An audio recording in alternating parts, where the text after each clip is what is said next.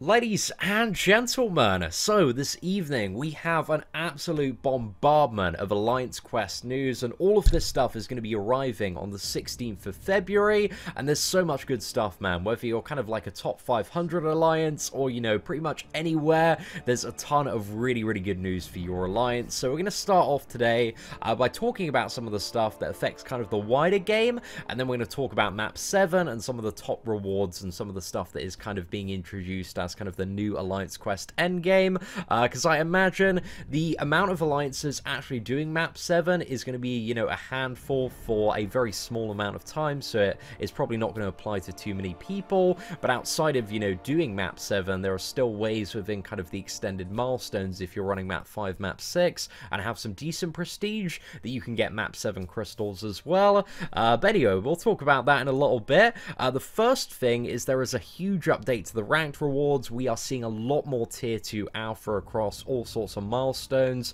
Currently, if we look at like 501 to 800, for example, the amount of tier 2 alpha in the game currently is 1,000, and this is being increased by 4 up to 4,000 there, and also a very small stack of tier 5 basic is being added in the Alliance Quest rewards to the top 1,200 alliances, and this kind of scales up as well. The amount of T4CC that you get is also being buffed. So currently, every Alliance Quest to get fully formed T4CC, you have to finish in the top 500.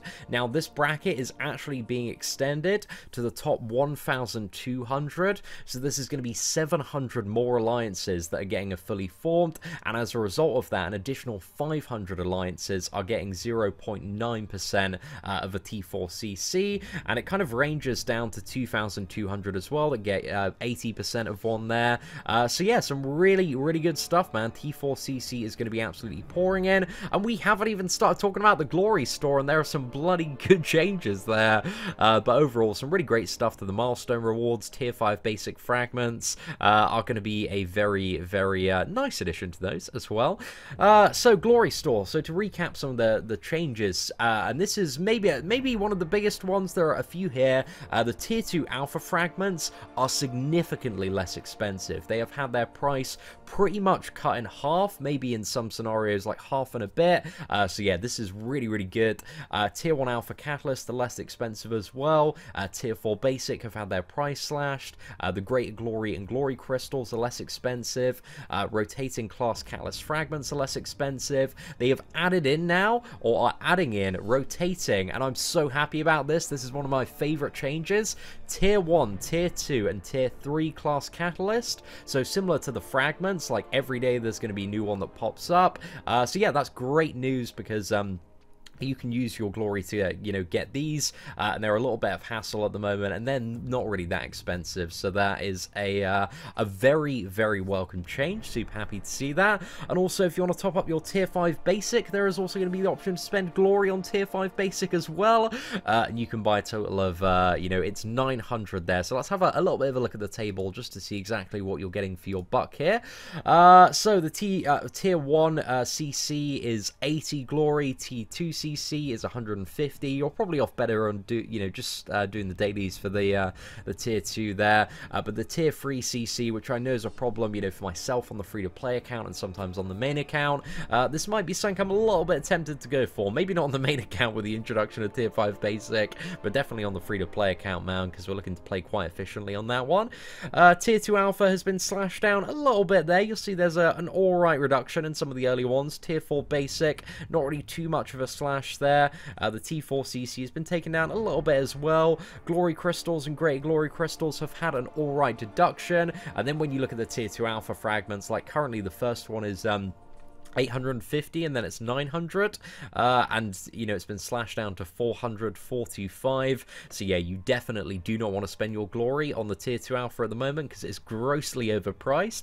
But then we have a look at the 900 tier 5 basic fragments, and those, you know, obviously are going to be a little bit more expensive. 1,280 and 1,330 for the first couple of stacks of those.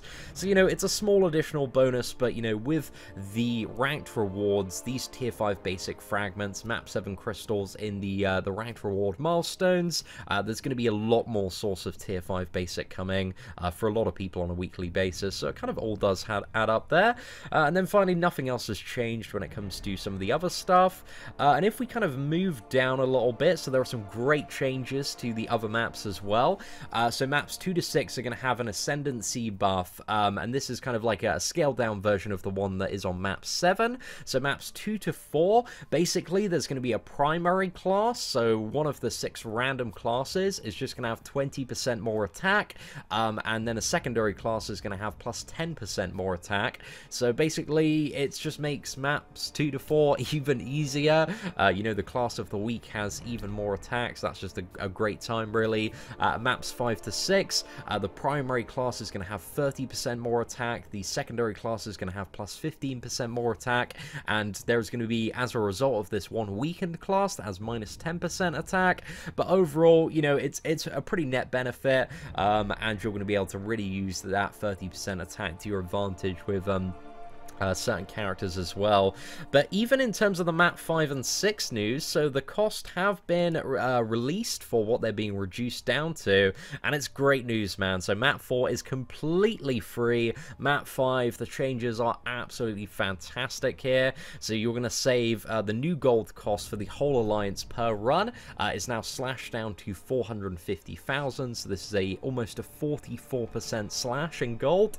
The old loyalty cost has been changed from 75k to 30k, so that's been slashed by 60% there, and they've completely removed the battle chip cost from map 5, which is just absolutely spectacular there. Very, very happy about that. So a lot of progressing players, you know, they're working on map 4, map 5, you don't need to worry about donating battle chips anymore. It's a great time. You can, you know, open those, get the units, and have those resources to actually progress in the game. So yeah, really, really good time, man. Very, very happy with a lot of these changes. And finally, the map 6 cost have been reduced as well. So the gold has gone from 3 million to 1.75 million, so 40% slash there. The loyalty cost has been slashed by almost 40%, and the battle chip cost has had a huge slash there of 65%. So overall, man, a lot of really great changes for kind of the existing maps at the moment, but it does come with the thing that if you're an endgame player, man, map 7 is bloody expensive. So also there's going to be like one very small event. We'll talk about map 7 in just a second. For the first week of it, the top basically 10 alliances that rank are going to receive various titles. So you get this consigliere, I can't even say it, man. That's the legendary title for the top one, and underboss is the second one if you get ranked 2 to 10. So there's going to be, I imagine, a bit of competitiveness in the first week. It's going to be, I imagine, fairly interesting there. But map 7, man, oh gosh, ladies and gentlemen, it does look like a fun time. I don't know where to start. There's so much information. So the map cost is absolutely absurd. It is just beyond ridiculous. It's like 4 million gold, 300k loyalty, you know, 500,000 battle chips there. So that's total for 3 BGs, and that's per day. So over the course of an entire week, if your alliance wants to do like 5 days of map 7, that's 20 million gold. So the individual donation is like just over 650,000 gold per individual per week. So incredibly insane, man. That is just so much there. I think the loyalty boils down to about 50k each, and the battle chips are about 85k. But those donations are big, man. They're really, really big. So what are the rewards going to be? Obviously, the access to some of the top ranked rewards for doing the Conqueror.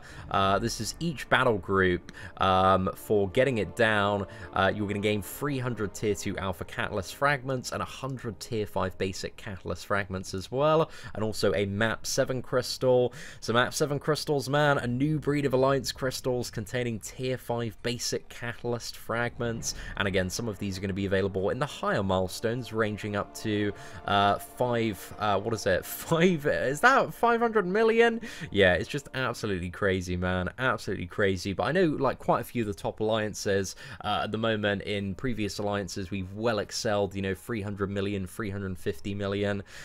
So it's going to be interesting to see where it lands. But I think a lot of the top alliances at the moment are probably at least going to get like 6 or 7 map 7 crystals, maybe even more. I imagine actually when map 7 comes out, most of them will be at the 38 to 39 kind of rank there in terms of the milestones. That was going to be a little bit interesting to see. So yeah, we got new crystals, and then finally we got all of the map 7 information. And really read this one at your own leisure because there is so much to it. But essentially, as we talked about earlier, there's kind of an even further accelerated version of the ascendancy buffs. So one class is going to get a 40% attack boost, one's going to get a 20% attack boost, but then there's going to be a 40% attack penalty to a certain class as well. So that might be a little bit lethal if you're relying on one class in particular, and that week that class really sucks. But there's also going to be a random fury buff to help you out as well, and this one's going to rotate. So it's going to be either you gain fury ending a combo with a light or medium, but you lose this fury when ending a combo with the same attack twice in a row. So that one's pretty interesting, man. It allows you to mix it up a little bit. This one gives you a fury when you land a well-timed block, but landing a medium or light attack removes a fury. So that one is maybe like spam heavy attacks, like Cap Infinity War is going to have so much fun with Reprisal. So I'm really looking forward to that. Counter Strike, evading attack using the Dexterity Mastery grants you a fury, but at 10 furies, they're all consumed, and the opponent becomes unblockable for 10 seconds. And Foresight is intercepting, grants you a fury. And basically, just to kind of recap the general like map 7 information, it has 3 sections like all other AQ maps. It's going to have 2 mini-bosses and 1 final boss. It only has 1 potential mini-boss, and that's a Mega Red. Kingpin is the final boss. Map 7 sections are connected with portals. Coordinate with your Alliance members before going through the portals. Map 7 has path identities like other Alliance quest maps, but those in Map 7 will change between different configurations each week.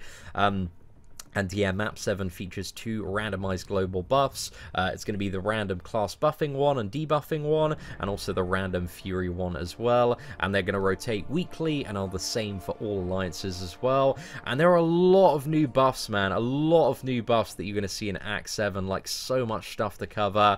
So yeah, we're going to see how some of these actually work in terms of practicality.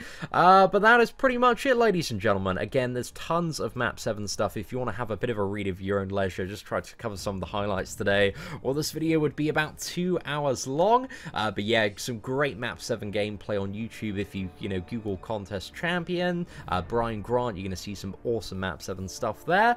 But overall, this seems really great, man. A really good push and kind of a further deeper direction for endgame alliance quest. There looks like there's going to be a lot for the endgame community to chew on with this update in the next month, but also outside of that, it's siphoning even more rewards, even more valuable endgame rank up materials to the community like they've never been siphoned before. Like, it's just such a good update. So many more people are getting T4CC and additional fragments of Tier 2 Alpha. And while this stuff, you know, it may not seem like an absolutely insane amount, like, it is surprising how quickly, like, over the months, like, this stuff really adds up to help, you know, rank up all sorts of champions. So overall, man, I'm pretty impressed with the Alliance Quest updates. They seem really good. Just stuff to benefit pretty much absolutely everyone. Let me know your thoughts on this in the comment section below. Aside from that, thank you very much for watching. Take care, and I hope that you have an absolutely fantastic day.